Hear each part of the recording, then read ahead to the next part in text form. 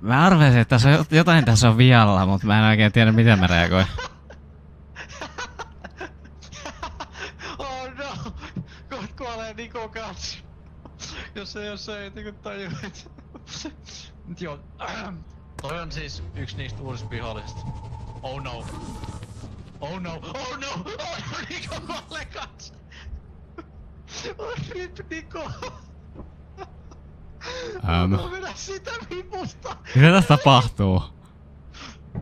Vai pukaaks se? Ei, kyllä se... Ei, kato, se yrittää kräpää Nikoa, mutta ei se onnistu siinä. Mitä tapahtuu? Vedä sit vipusta, Niko! Äkkiä pois! Come on! Vedä se vipu! Vedä se vipu! Mitä? Noniin se vaan pukas. Noniin. Niko selvisi säikähdyksellä. Musta tuntuu, että teleporttari ei pitäis toimii tolleen ton kans.